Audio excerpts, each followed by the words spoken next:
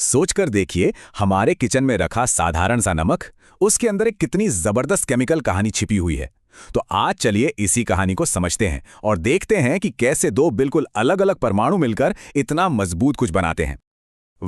इसका जवाब छिपा है परमाणुओं की दुनिया के एक कमाल के ड्रामे में, जिसमें लेन देन है, जबरदस्त आकर्षण है और एक बहुत ही मजबूत रिश्ता है। तो ठीक है, चलिए इस कहानी के जो दो मुख्य किरदार हैं उनसे मिलते हैं, जिनके बिना नमक की ये कहानी अधूरी है।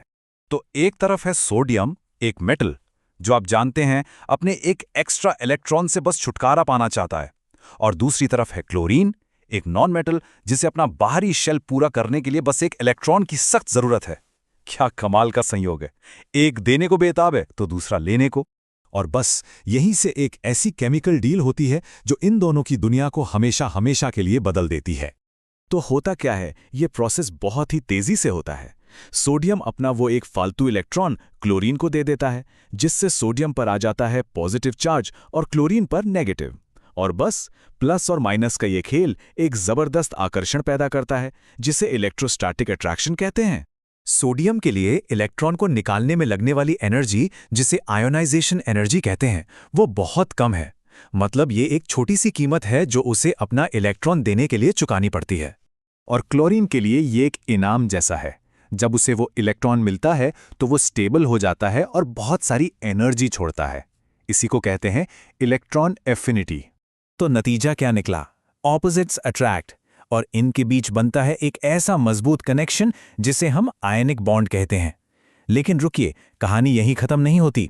यह आकर्षण सिर्फ दो आयनों के बीच नहीं है, बल्कि इससे एक बहुत बड़ी और व्यवस्थित संरचना बनती है। तो अब चलते हैं इस क्रिस्टल के अंदर, देखते हैं कि ये बॉन्ड असल में सोडियम क्लोराइड के बढ़ताव को कैसे कंट्रोल करता है। यहां एक बहुत जरूरी बात समझनी है।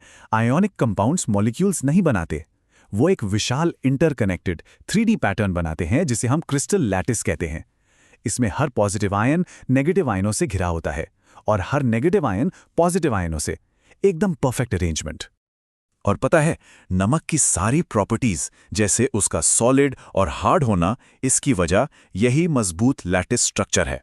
आयन्स इतने कसकर बंधे होते हैं, पर यह भंगुर यानी ब्रिटल भी होता है, क्योंकि अगर थोड़ा सा भी जोर लगाया तो लेयर्स खिसक जाती हैं। एक जैसे चार्ज वाले आयन्स आमने सामने आ जाते हैं और बस एक दूसरे को धकेलकर टूट जाते हैं। और इस बॉन्ड की ताकत का अंदाजा इस नंबर से लगाइए, 801 डिग्री सेल्सियस। इतनी ज्यादा एनर्जी चाहिए होती है साधारण नमक को पिघलाने के लिए। सोच सकते हैं ये परमाणु एक दूसरे को कितनी मजबूती से पकड़े हुए हैं। लेकिन इस मजबूत स्ट्रक्चर में एक छिपी हुई ताकत भी है, एक ऐसी शक्ति जो सिर्फ खास हालातों में ही अनलॉक होती है। देखिए, जब नमक सॉलिड फॉर्म में होता है तो इसके आयन्स लैटिस में बिल्कुल लॉक हो जाते हैं, वो हिल ही नहीं सकते। इसलिए सॉलिड नमक से बिजली फ्लो नहीं हो सकती। ये एक इंसुलेटर है। लेकिन जैसे ही इसको पिघलाया जाता है, यानी मॉल्टन स्टेट में लाया जाता है, तो सारे आयन्स आजाद हो जाते हैं।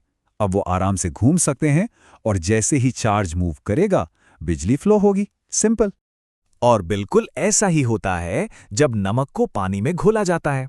पानी के मॉलिक्यूल्स इन आयनों को आजाद कर देते हैं और अब सॉल्यूशन में भी आयन मोबाइल है। इसका मतलब नमकीन पानी से भी बिजली फ्लो हो सकती है।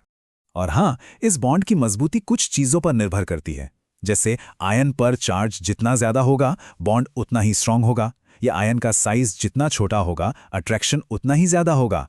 यही वजह है कि मैग्नीशियम क्लोराइड या कैल्शियम ऑक्साइड जैसे कंपाउंड्स के मेल्टिंग पॉइंट्स नमक से भी कहीं ज्यादा होते हैं। तो इस पूरी कहानी से सबसे बड़ी सीख क्या है? यही कि एक सिंपल सा इलेक्ट्रॉन का ट्रांसफर परमाणुओं की दुनिया में एक इतना शक्तिशाली और इतना स्ट्रक्चर्ड मटेरियल बना सकता है। वही मटेरियल जो हमारे किचन की मेज पर रखा है। लेकिन एक आखिरी सवाल, अगर ये आयनिक बॉन्ड इतना मजबूत है, तो ऐसी कौन सी आम सी चीज है जिसमें इसे तोड़ने की ताकत है?